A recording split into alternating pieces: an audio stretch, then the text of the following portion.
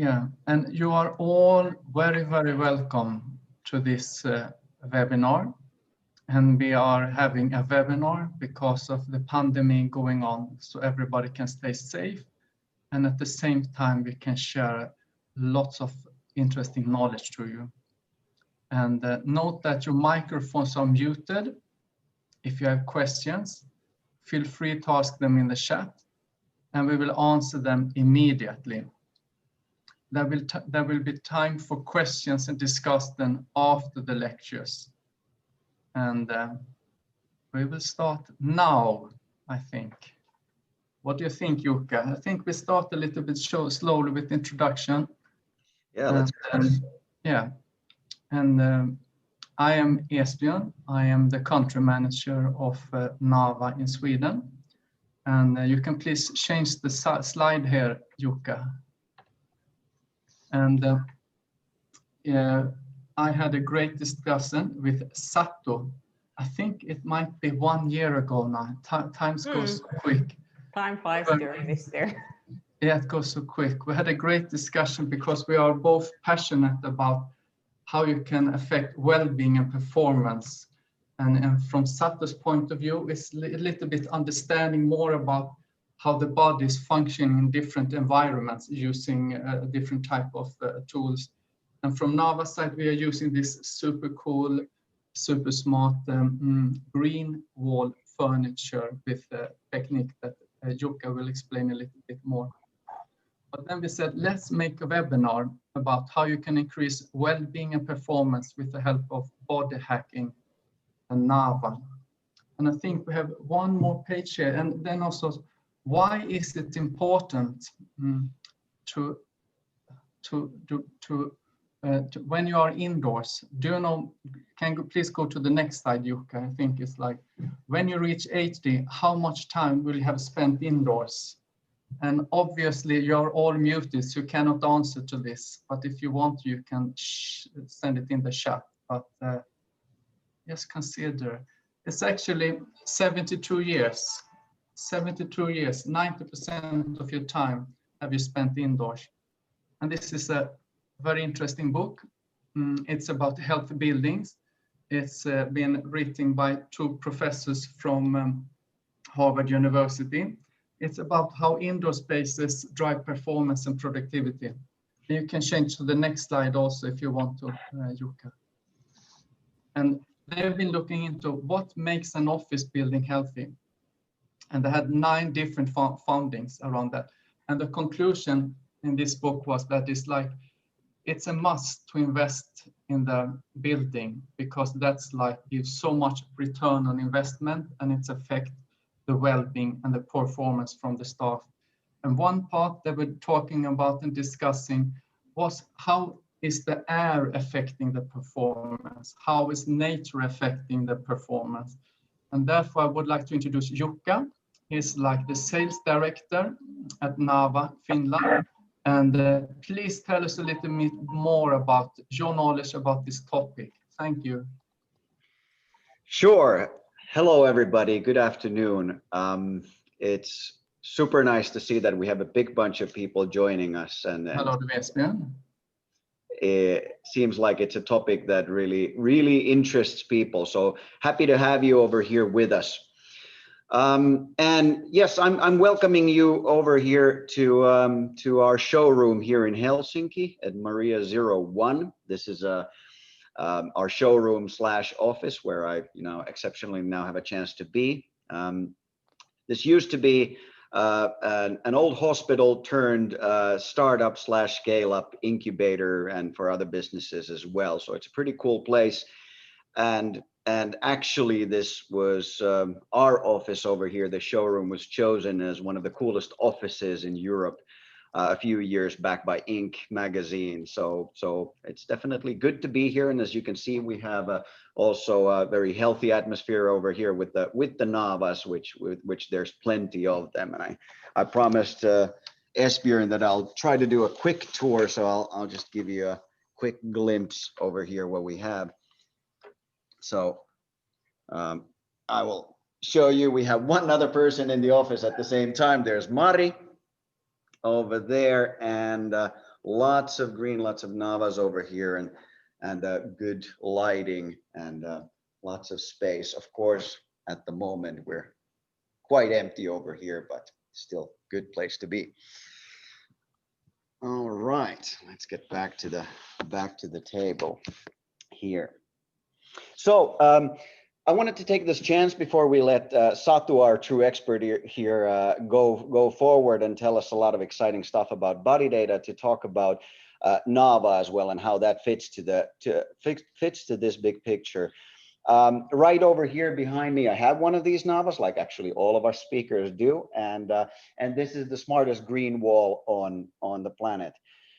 Essentially, it's a green wall that purifies and naturalizes the air and makes the indoor environment healthy in that way. And a lot of people don't know how actually plants purify air. So what's actually the function and how does it work? So I want to show you quickly how does Naava do that. The first thought that comes to mind usually for people when they look at plants and how they clean air is that it happens with the leaves or it happens with the green parts, but that's not actually accurate. The way that plants purify the air, it happens with the help of the roots. And more precisely, actually, the ability to clean air is to get rid of the pollutants in the air is in the microbial base that lives in the roots of the plants. Well, let's take a look.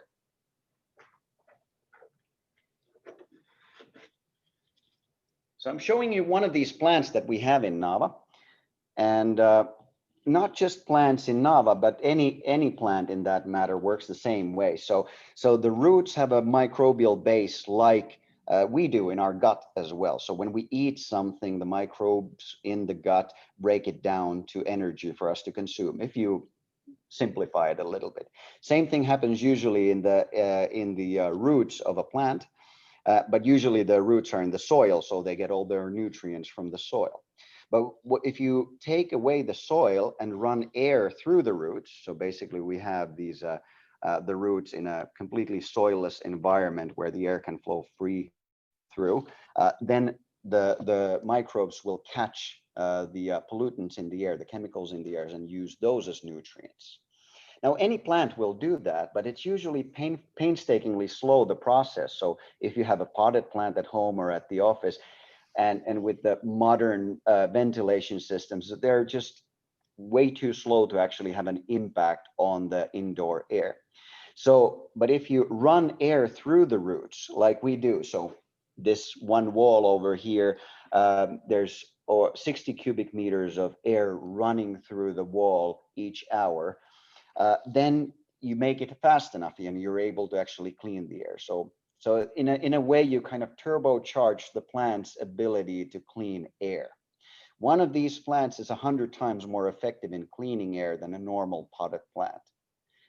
We have 63 plants in one of these walls, so that makes it over 6,000 times more effective in cleaning the air than a normal potted plant. So that's basically how Naava works and what's the idea behind it.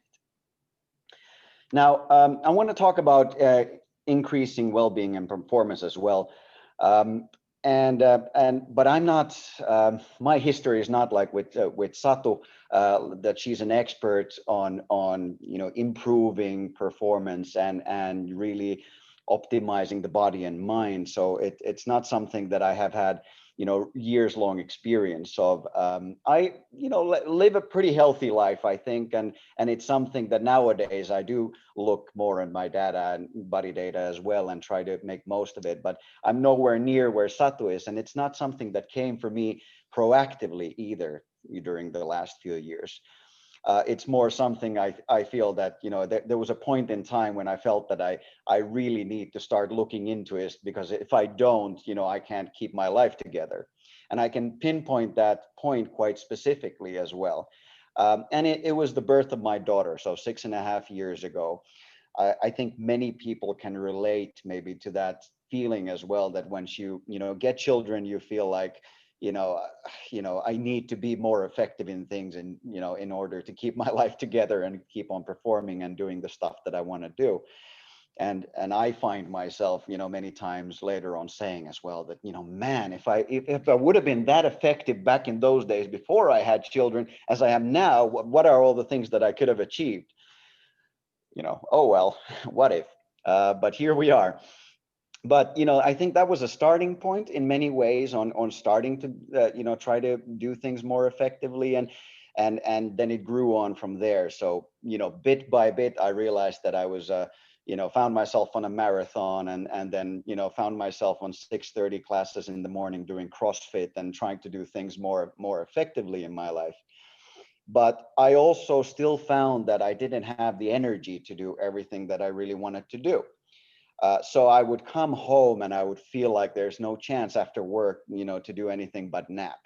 And then, my wife having a demanding job at the same time, we would do the same thing, go back and forth, different days having naps. And then, Friday come along and, oh my God, weekend, finally. I can rest. I can finally take it easy. And I would fall on the sofa and I would feel like, okay, now, I can recover. I have the weekend time to recover. And that would go on for some time. And then I started working at Naava. And a few weeks in, I noticed something pretty remarkable. And I noticed that I'm not falling asleep on the sofa anymore, that I don't really need to do that anymore, what I did before. And I could see very clearly that difference as well, because my wife was still falling asleep on the sofa on Friday evenings, and I was the one who was continuing to play with the children. So I could see that I have more energy. And I first thought that, sure, like I just started a new job, I'm in the honeymoon phase, and it's fun, so it'll wear off. But it didn't really, and that energy level has stayed. And then I got a little bit more into looking at my body data, for example, with the help of Oura Ring, looking at my sleep, and I also got a Naava at home, a used version of the walls that we have over here, and I could also see from there that I got more sleeping score. My sleeping score got better once I got the Naava at home, and so I could see that I was having more energy and sleeping better, and I wasn't really very scientific about my research into it, but it was something that was great to see that it's happening. And of course now, and then soon after, I learned a lot more also about why that is. So how does my environment that had changed, how did it have an impact on my well-being and my energy levels and everything? And that's what I want to talk to you about as well. So at Naava, our main goal is really reconnecting humanity with nature. That's our mission. So we want to be able to do that. And it's really because we have moved quite fast from living in connection with nature and into the cities. So most of us live in the cities. And like Esbjörn said, that if at 80 you look back and how much time you've spent indoors, it's a staggering amount of time. Think about the last 2 weeks in your life. How much time did you spend indoors? For me at least, it's quite a lot. And it's quite funny in that sense, at least for us in the Nordics here as well, because we are in a fortunate situation. The nature is right over there. Like I think the average is like 300 to 400 meters that anybody needs to take to go into a forest. And yet we spend 90% of our times indoors. So even if we're in this lucky position that we do have that nature close by, that's not the environment that mostly impacts us, but it's the indoor environment that we really need to kind of, where we've shut ourselves in nowadays. And really from a point of view of time, how time has passed, it's a glimpse in time when that has actually happened. So just look back 100 years and we were so much more outside, and just it was basically just 50 years ago when we really started to create this environment where the ventilation works so effectively that we shut ourselves in really with man-made air, and that's been really, from an evolutionary standpoint, just a glimpse. So we haven't as a species had time to adapt to it. It has of course consequences to us as physiologically and also mentally on how we deal with it. from another point of view, if we think about kind of the big picture as well a little bit, you know, we haven't been here even for a very long time, although human beings have been here for millions of years. But you know, from a point of view of how much life there is on the planet has been, it's a huge amount. Yes. It's a huge amount of life that we have on the planet. Joo. Joo. And I think somebody else is on the line. Joo. Eilen soitin ja vielä sanottiin kirjallista. Joku. All right. If somebody is not muted over here, Satu, you are muted, so I can see you're speaking, but Yeah, I think I just clicked on a button and muted everyone, the rest of the people, so it should be fine now. all right, good. Yeah. Thanks. So, you know, we're just one of the parts of life on the planet. And when, you know, human beings started existing, it was all of these different, you know, types of life form that we needed to start dealing with and learning to thrive with. So, you know, bacteria and plants and fungi and all that came a lot earlier than we did. So that's also kind of what we've learned to do. And now kind of in the last glimpse of time, we shut ourselves out to a great extent from that. So it's a very complex system and a lot of interconnectivity that there has been that has an impact on us. And I'm not the one to start explaining all the connections over there. So I'll focus on two things that we focus on at Naava as well, how we see that we can really impact our well-being and what are kind of key areas of elements of nature that have an impact on our well-being. And those are biophilia and healthy and good quality air. Now, biophilia is a concept that means the kind of innate ability that we have, or the innate feeling, even the love that we have for natural world. So we kind of long for nature as human beings, everybody really. There was a research where they asked people to, you know, kind of determine and define themselves rather if they're, you know, nature people or city people. And although most of us live in the cities, you know, from the population, it was 4% of people who identify themselves as city people. So we're mostly really identifying nature as something that is, well, natural for us and something that we long for. And you know, the elements, in a sense, 10,000 years ago that made our environment human friendly are, you know, they haven't changed in that time really. So we're still looking for the same things in our environment. So when there's, you know, what makes us happy is food and shelter and you know, the right temperature, that, you know, the kind of things that make life possible. So, you know, whether it, you know, and when those don't exist, those things in the environment where we are, it's something where we, you know, strive to get out from, whether it's a, you know, a desert somewhere, or whether it's then, you know, the modern day office with no signs of life, so to say, except for us human beings. There's a science behind biophilia. So it is really just not a thought, or, you know, love being a mushy word, but there's really science behind it. And it's really quite simple, really. So, you know, during those millions of years that human beings have evolved, our autonomic nervous system has learned to react to it. So, you know, it's not a conscious decision that we need to do, but once we see certain environmental triggers that makes our body behave in a certain way. So it makes our nervous system behave in a certain way. So when we do have these things that are necessary for life, like water, vegetation, food, and shelter, we have what we need. So there's no action needed, and our autonomic nervous system decides no danger, no action needed. We can rest and digest. So the parasympathetic nervous system kicks in, our adrenaline and cortisol, so the stress hormone levels, go down, heart rate decreases, respiration rate decreases, muscles relax, we're able to digest better, and our immune system gets strengthened.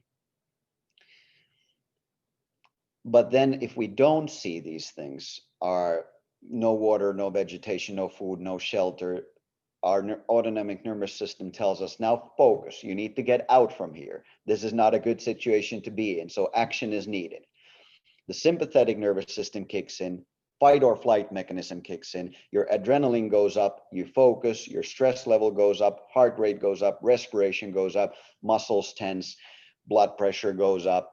And if this continues for a long time, your immune system starts to be suppressed. So both of these are, based on evolution and very needed states, but the problems arise if the fight or flight state stays on too long. We're not able to rest, and we're not able to kind of put ourselves together. We get a lot of fatigue, and it's not good for our system. So it's a good state to be in when needed, but not if it's on all the time. We want to be in the rest and digest as much as possible. Now, biophilia and in turn biophilic design is really about designing spaces so that they're human friendly. So we have these things, and in basically it's about bringing nature indoors. And there's a whole bunch of research, and I put a lot of links over here, and you can get the presentations later if you want to take a look at it. Really, bringing nature indoors lowers stress and lowers cortisol levels, lowers blood pressure, lessens headaches, improves the ability of people to focus, improves energy levels, makes recovery better, lessens sick leaves. It even increases happiness and work satisfaction. And what I find is really cool is that it also strengthens environmental behavior. So if you have nature indoors, you tend to behave in a way that preserves nature.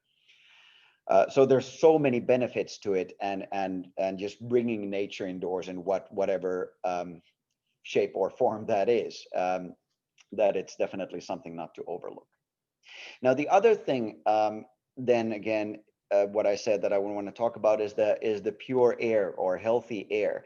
Now, we don't really think about that too much since we can't see it, but I find it kind of funny that we do look nowadays quite a lot on what's on our plate, so what we eat during the day, and it's about 1 kilo on an average person how much you eat during a day. And if it's bad, it looks bad, and it's gone bad already, we're not going to touch that food. Same thing with the drinking.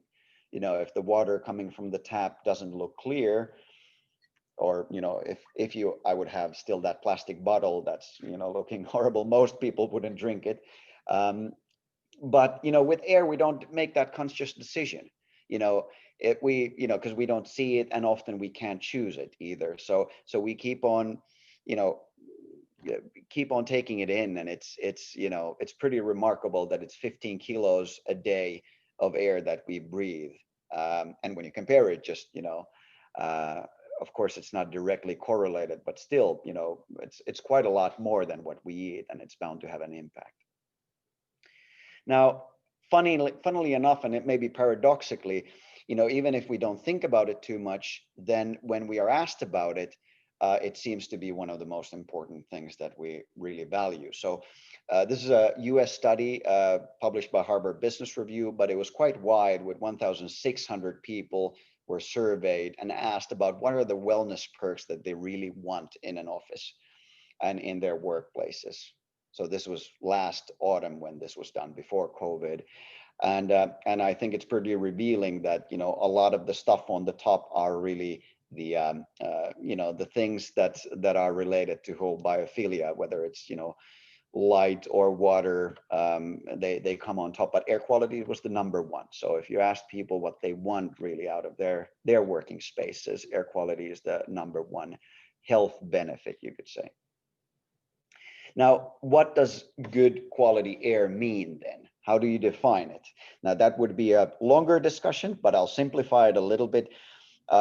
Good quality air really is air that doesn't have pollutants, for one.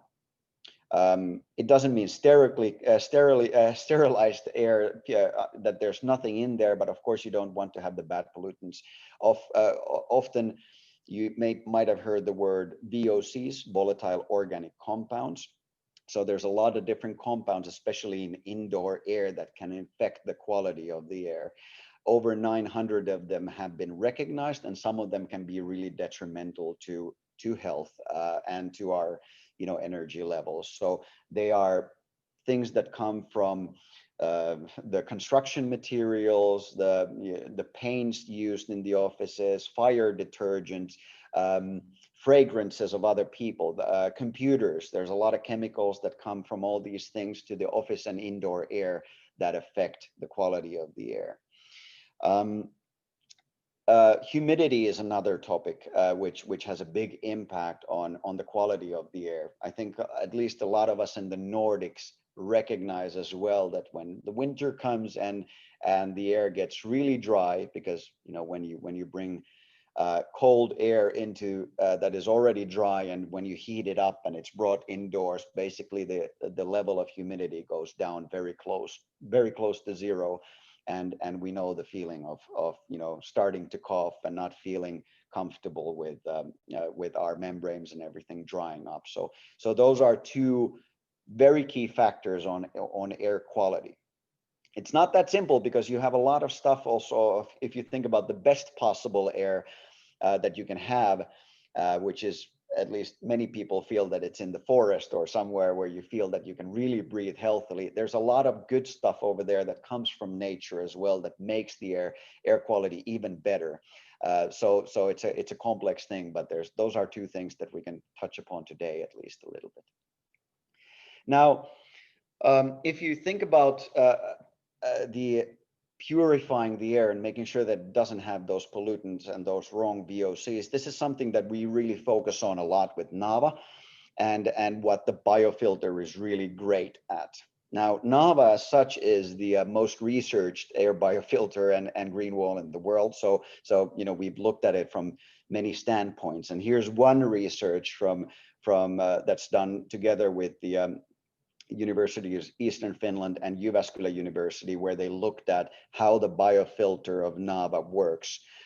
And it's verified that it really efficiently gets rid of various VOCs that are in the air. So we know that it gets rid of those pollutants that are in the air.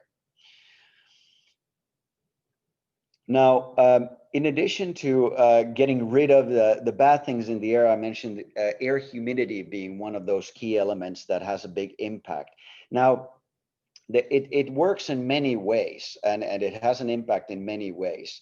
Now, air, for example, that we breathe, it will have, or the humidity level, it will impact in, for example, if it goes too dry on our mucous membranes, our skin, how healthy it feels, possibly our eyes, our throat, etc. So it has a lot of these things that happen when the air is too dry. But what's really interesting, in addition to that, is that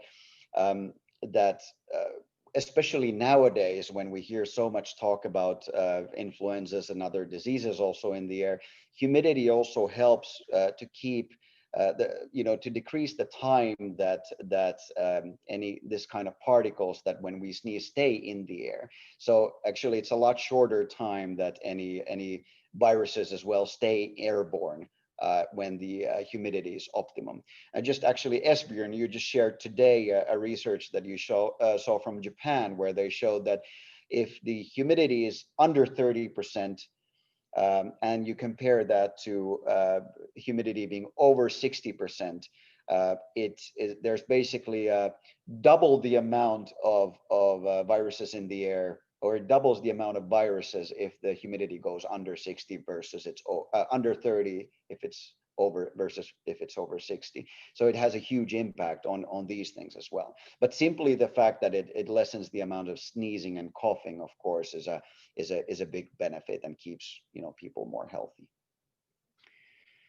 Now, we did also a small research that kind of combines all of these. So we did a case study with 12 people and with 2 different rooms where we tested.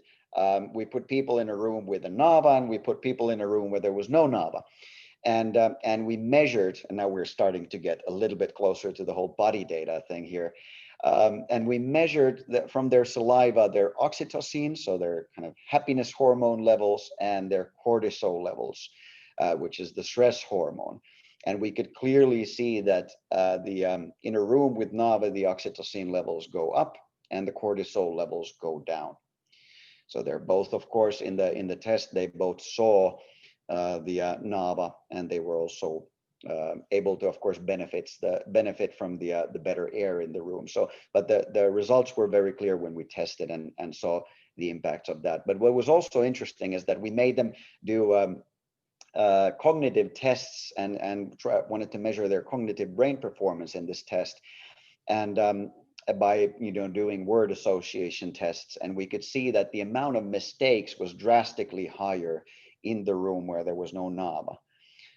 So people made more mistakes in cognitive work, what they were doing in this test. So it's pretty interesting in many different aspects of the impacts that nature has when you do bring it indoors. Now, I'll just finish up with 3 points, and they're of course related to Naava as well, because this is what Naava does, but you can do this yourself as well wherever you work, and to some extent at least. I mean, do get as much fresh air as you can. It does make a huge difference on, and lessens the negative effects that you might otherwise feel, like fatigue and headaches and respiratory problems. So, if you're at home, open your window and work, at least a few times a day to get fresh air indoors. Maybe you can work outside, possibly. If possible, optimize your humidity as well in one way or another, whether it's a humidifier or whether it's a Naava wall. But, that's one of the key things to keep your, air indoor and your environment healthy, because it keeps your mucous membranes and skin healthier. It makes you more resistant to pathogens, and prevents coughing and sneezing, reduces allergies and asthma. So a lot of good stuff from that. And then, for the love of God, bring nature indoors, whether it's it doesn't matter in what shape or form, really. I mean, everything is positive. Bring, have a dog at home, or, have plants at home. Potted plants are great as well. There's so much research into that, how it leads to higher productivity and, reduced stress levels, and even work satisfaction goes up. So this is all I wanted to say for now. I hope I stayed somehow on time. I know I quite didn't, but hey, I thank you for the time, and I let Satu and Esbjörn continue. I think, Esbjörn, you want to say a few words next. Thank you very much, Jukka. And now Satu will change to Satu's presentation, so you can just turn your off. And Satu, just a short introduction. She works as she's a founder of Saga Performance. She works as an advisor to high-performing individuals, leaders, and management teams. She founded Saga Performance to be able to support like-minded high achievers reach human system synchronization, and for corporates to take a closer look into their organizational cultures and leadership styles to better support high-performing individuals. And she's also supporting athletes. I know that since many years. She's a certified epigenetic performance coach. She's licensed at First Beat and in many other types of programs that can support the body to get more data from the body so you can make wiser decisions. So please, Satu, tell us more about your work and how you can create more well-being and higher performance for individuals. Welcome. Thank you, Esbjörn. What an introduction. And also thank you, Jukka, for the great presentation. This was really insightful. I learned a lot. And it's also very much linked to, of course, the topic that I'm going to be talking about, and sharing some examples as well of testing that we've been doing together with Naava. Let's get started with how to make better decisions with body data. I'm going to give you a short introduction about the work we do, and also what kind of tools we use in the work we do. And Saga Performance, we believe, and I fully believe, in the systems approach, that we should be looking into human beings as puzzles. Basically, that you are built as from pieces of this puzzle that all need to be synchronized. If one piece is missing or is in the wrong place, you cannot expect to be performing 100% on the level that you want to. You cannot expect that your health is 100%. And through that, we have an approach to human development and performance, focusing on as much as we can as science-based analysis and testing and tools that we can use to then enable sustainable change in behaviors and attitudes sometimes as well through coaching programs that we do. And systems approach through my lenses looks like this. Starting from your genes, your DNA, your genetic blueprint, and looking into all the other pieces of the puzzle, also touching upon the environment, whether it is the building you live in, the room you're sitting in, your office environment, the nature as well. Then going through the links between how do you eat, how do you sleep, how does that link to your life and your well-being and your performance? Looking into how do you move, what kind of sports do you do, what kind of movement do you get during the day, how does that affect maybe your stress levels, how does work relate to your stress levels, are you able to manage and lead your stress, what kind of attitude do you have when you wake up in the morning, because that's something we all can choose every single morning. You can choose whether you're waking up with a positive attitude or with something else. And that then leads to, well, effects on your behavior, of course. So they are all connected and linked. And that's why it is a complex puzzle, but not necessarily too complicated for us to tackle. What we want and what typically the clients, whether we are working with corporates or individuals, what people tend to want is sustainability in high performance. So you want to be able to have the capacity and still be able to recover from those tough days at work, or if you're an athlete, from your athletic performance, and overall resilience, building resilience that connects to sustainability. And resilience as a word and as a topic has been quite trendy during 2020 and this pandemic era. A lot of corporates are talking about resilient cultures, and a lot of individuals are thinking about how can I be more resilient and protect myself from outside threats? Could it be a virus? Yes, or something else, or just overall stress in daily life. And that's what we want to crack. By gathering data and understanding performance and really creating sustainable change. And some of the tools that we're going to be talking about together today are presented here, such as the lifestyle assessment with First Beat that I think already was mentioned by Esbjörn, and also genetic testing. And that is quite of the latest trend that is booming now, and really more and more science around it, and more testing and research is coming along all the time, which makes it even more interesting. And really what we're going to be talking more about is data in terms of heart rate variability linked to the assessments that we've done together with Naava, and overall tracking your performance through stress analysis, sleep and recovery analysis. And this could be done on a corporate level for your team or for yourself, just if you want to understand and hack your body and be able to live a better and healthier life, you can invest on yourself. Or then if a corporate would be interested in looking into how are our teams performing at the moment, where can we see maybe one division has much more stress at the moment than another one, how can we utilize the data out there to support our decisions and create healthier workplaces? Also architects, when you're designing new office spaces, this data is crucial for you in the future. But what does it mean then? Now, I'll go first under the hood with the most complicated thing, which is the genetic blueprint. And this is something that is very close to my heart. I'm a certified epigenetic performance advisor, and I like to dig deep into what is it that you have in your genes that can enable higher performance, actually. So we're not supposed to be blaming our genes any longer for the things that happen, that I get sick because of my genes, or I can't do this because it's in my genes. It's more about, on the contrary, how you live your life is affecting your genes. And this is the science of epigenetics, and the research around epigenetics is to look into how do lifestyle factors affect genes, turning them on or off. What are the predispositions that you have with your genes and genetics?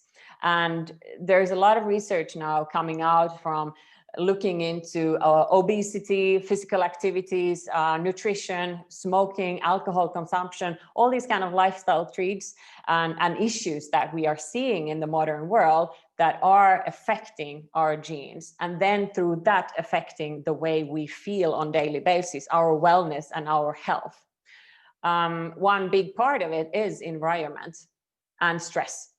And environmental pollutants, as Jukka was telling us earlier about, they play a big role, and they can make us sick, but they can also make us, our genes express themselves in various ways that we might not want them to express.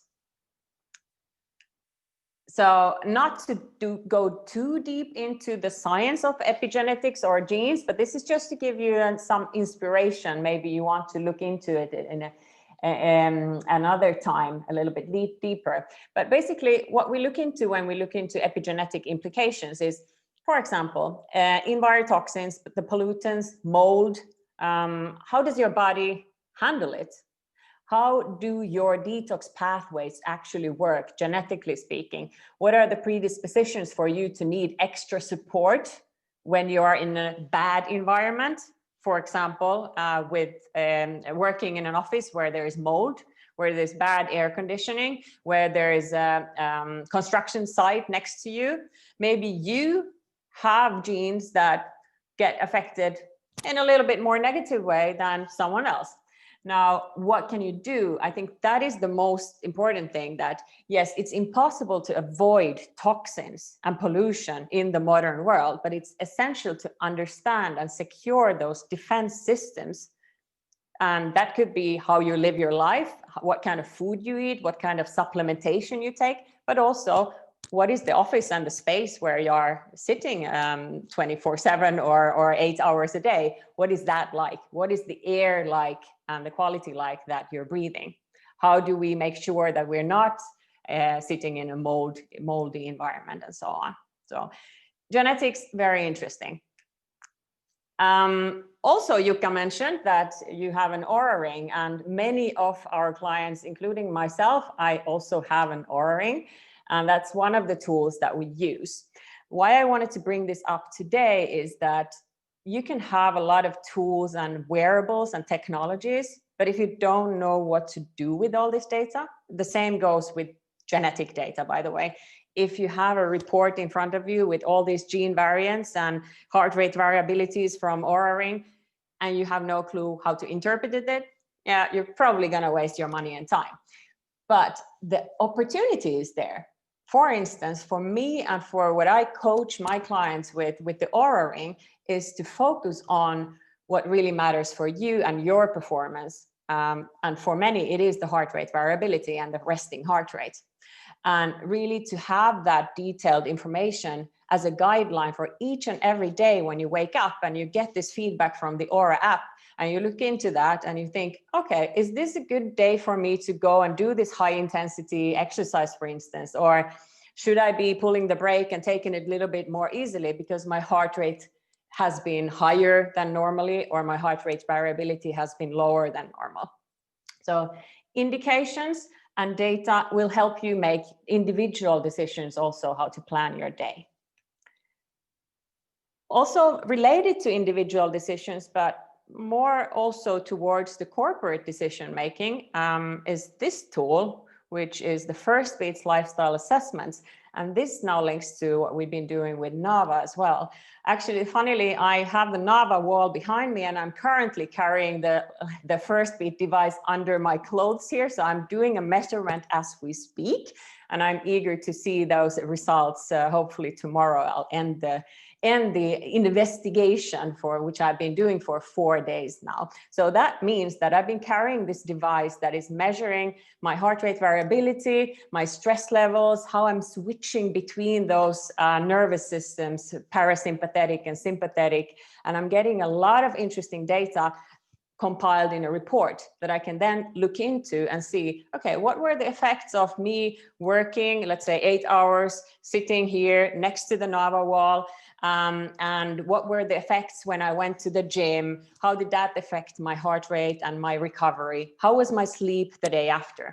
And all this data, and if we have multiple people using this kind of devices and gathering the data, we can really start drawing conclusions and making plans and taking decisions based on that data.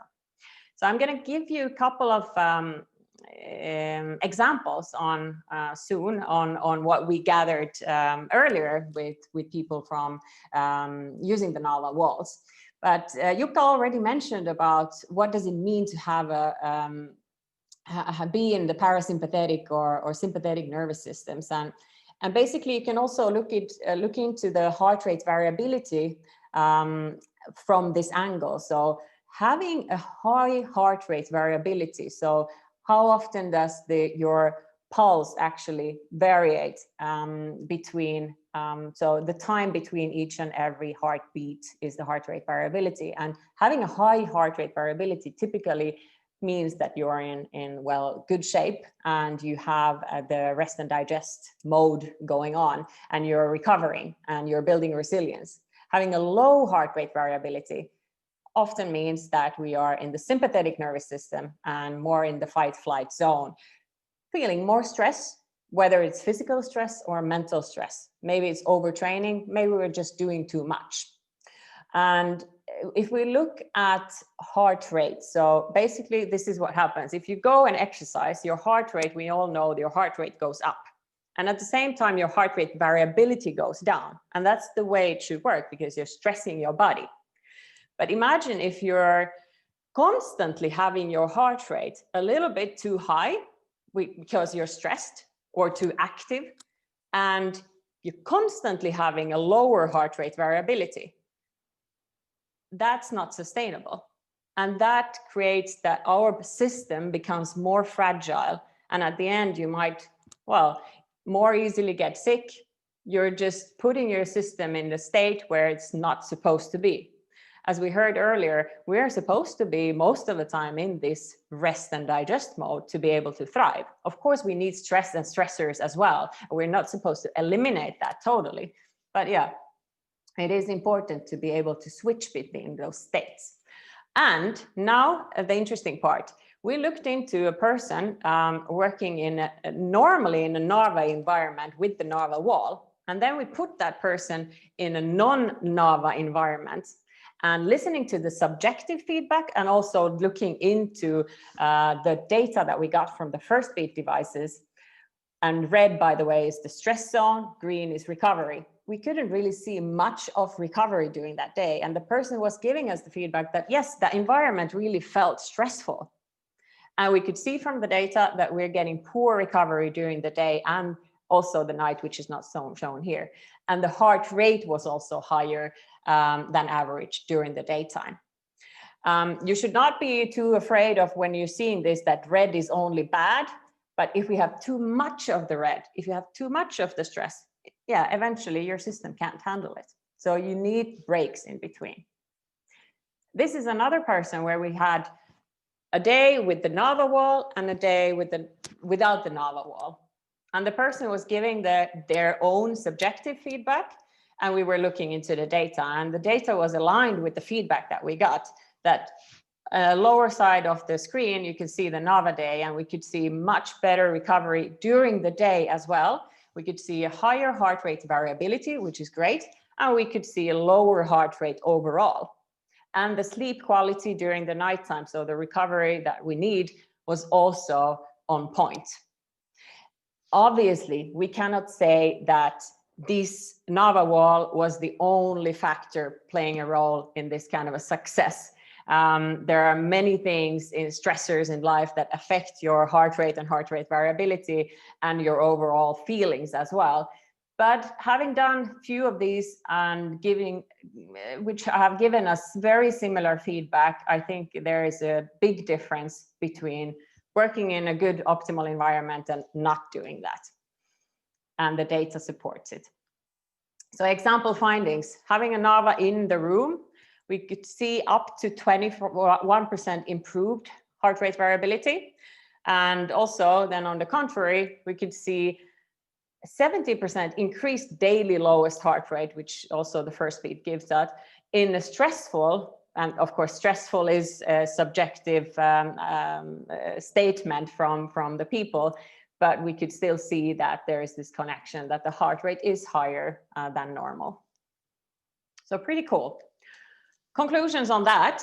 Well, environment obviously makes a big difference in our well-being, and yeah, hopefully we could use more and more of this kind of data because it is out there as long as you know what to do with it in decision making, and also on individual basis, managing your daily routines, implementing more breaks. It is a key.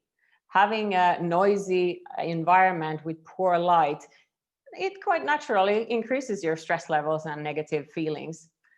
And also, everyone who's tested has said that the air quality that has been improved has actually left you more energized after the day of work than, even if it was stressful, than having a poor quality of office air. So what can you do? Jukka already gave us some good pointers there. You can definitely, even if you're working from home, invest in your own, well, plants and air quality. And you can even have apps to monitor the outdoor air quality. There is one called Plum, I think, that is a really brilliant one if you just want to see what time of the day would be best to go out for a jog when the air plays a big role, because there's artificial light and then there's sunlight. And that affects our melatonin production, our circadian rhythms. So by letting you see the sunlight, it's not only vitamin D, but it's also signaling your brain and your performance that this is the time in the morning to start waking up. And at the end of the evening or the day, if you're still staring at the screen and getting too much of blue light to your eyes, in the worst case, you're blocking your melatonin production and you're going to have a poor night of sleep. And that's going to be then seen in the statistics if you're measuring with Aura or First Beat or any other device. Own your day. Create routines that are healthy. Move during the day. Have breaks during the day. Fourth, breathe. Box breathing is one example. I want to take you through one round of that. Breathing is, in general, if you don't know how to breathe, nothing that you do is really gonna have an effect, to be honest, because breathing during the night in the right way, nose breathing, is crucial for your brain and for your performance and for your recovery. Same thing during the day or when you exercise. So practice conscious breathing. And I know we're soon running out of time, but I want to do this with you. Breathing being so important, even if you're sitting in a super healthy environment with the Naava wall. And my recommendation is to practice one type of, maybe it's this, maybe it's something else. Box breathing is a Navy SEAL type of a breathing exercise to regain focus, gain control over the situation you're in, and calm yourself down. So now we're going to do one round just to make sure that everyone knows afterwards how to do it. So I'm going to count and you're just going to breathe and look into the screen and follow the instructions that you hear or see. So here we go. 4 seconds inhale, starting now.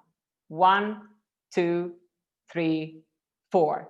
4 seconds hold. 1, 2, 3, 4. 4 seconds exhale. 1, 2, 3, 4. 4 seconds hold. 1, 2, 3, 4. That's it. Do it 4 rounds when you have time. This is super efficient.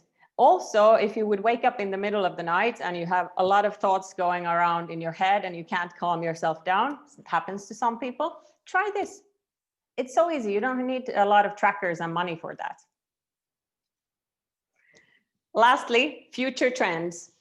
What can we see and what do we hope to see in the future? I want to see that companies, organizations, people are moving from managing and reacting to stress to leading stress and leading uncertainty. This year is the thing of uncertainty.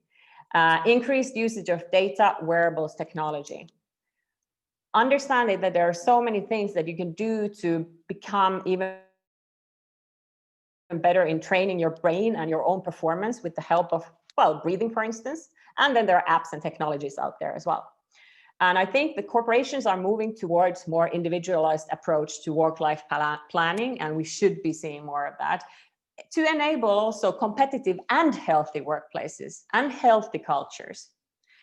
And seeing the link and measuring the links between environments, good air quality, and the cognitive performance, I think that needs to be considered more and more. And lastly, remember the systems approach. We are a puzzle and it's all connected. So thank you from my side. Thank you very much, Satu. Now there is a chance for questions to Jukka, Satu here. Do we have any questions? If not, I have several questions. One of the problems, Satu, when in this book, Healthy Buildings, let me see, maybe there comes a question here. In this book, one of the problems was actually to get feedback what has been happening with the staff quickly. Usually they follow up the sick leave, but then it has been happening. The problems within the building can have been going on for such a long time. So what would you see in the future? How can you use this for future use to get information earlier within a company? Yeah. You know, how you can change the inner atmosphere. Exactly. I think that we're going to be seeing more on-time tracking. Like, for instance, the first beat device or the devices are enabling that type of tracking. So we can make decisions already before things go bad, because that's the whole aim of it, that we can see that, okay, now we're having increased amounts of stress here and there. So let's act on it before things happen. And education. People need to understand what stress is and how to lead stress. What about the privacy? Do you see everybody will have some kind of body measuring device like the Aura Ring in the future within a company, or what do you see? Many companies already have that. And yeah, privacy is of course important, and all our clients, they need to, well, first of all, I will always ask them, are you willing to share your Aura Ring data with myself or with someone else? And if they don't, that's fine. When it comes to the first beat data, for instance, on company level, it's always anonymous. So only the person themselves will see their own data, but for the company and organization, we give summaries on without no names, and obviously that data will not leak. So it's very secure. Yeah, it's very exciting to hear about the future there. And we got another question here. Maybe this is for Jukka. There is a question about plants. Are there any plants that are better than others to clean the air? Yeah, that's an interesting topic. There's a lot of discussion on this in the media every now and then, and what are the best plants to clean or purify the air. There are differences, of course, and we've done as a company quite a lot of research into the topic. I mean, close to 200 different plants that we tested on what works the best. Of course, from our point of view, we look at not only whether they're good in cleaning air, but because Naava is a very it's a difficult environment for plants to survive. It's not something that every plant can do. I mean, you know, we're pretty rough on the plants when you think about it, that we need to take them off the soil and then we run air through their roots. So it's not something that every plant can survive. Furthermore, it's an environment where they need to be all the time on, or throughout the year basically performing. So that makes it a challenge as well. In many ways. Now we've selected, plants based on, those criteria, that they survive, they clean air very well, and also that they don't cause any allergic reactions to anybody that we use. And for us, there's we could also actually include it in the presentation as well, what are the plants that we use. But they're very, let's say, also normal plants that you can find also in other stores if you want to have them in a potted version. So dragon tree, heart leaf plants are the ones that we use quite a lot, and also now I'm missing the word. Maybe you remember. As well, but yeah, dwarf umbrella tree at least, and heart leaves and dragon trees are at least 3 plants that we use a lot. And for some people, there is some discussions about, is there any plants for home use that are not Naavas that you can say that are better than others to cleaning there? Well, I don't want to take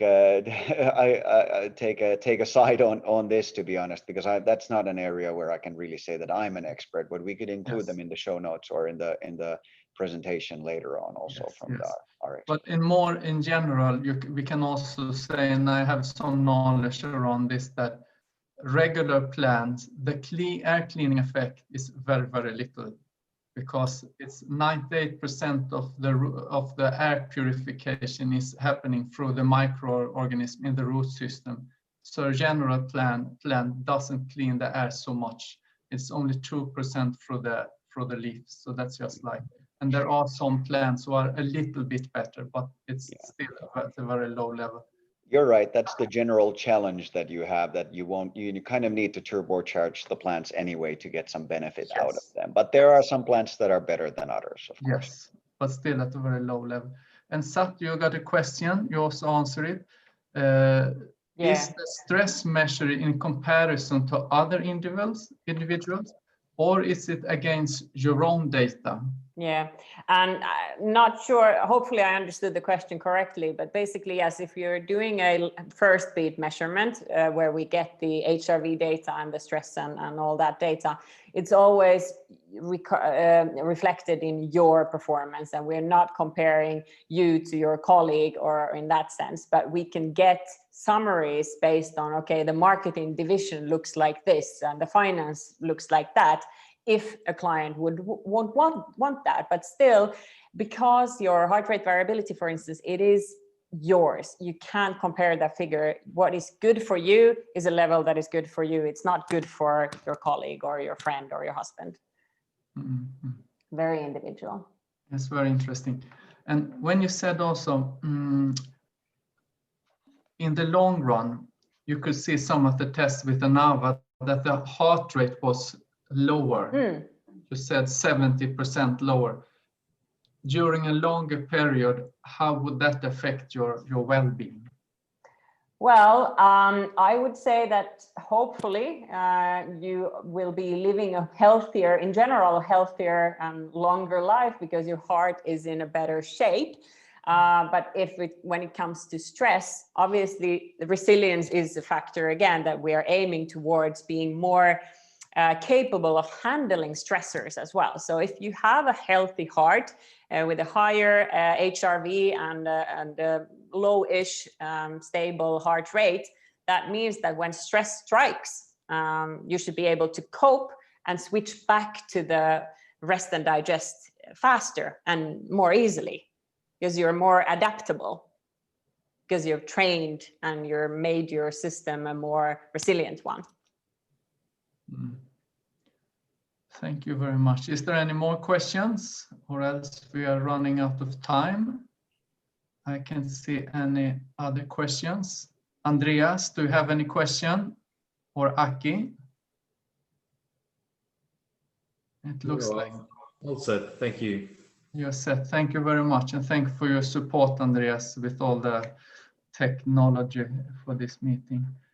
Then I want to big thanks to Satu for this great information, and also Jukka, very interesting. And we will come back to you soon with more information about what's happening around Naava, and it will happen more exciting, interesting webinars.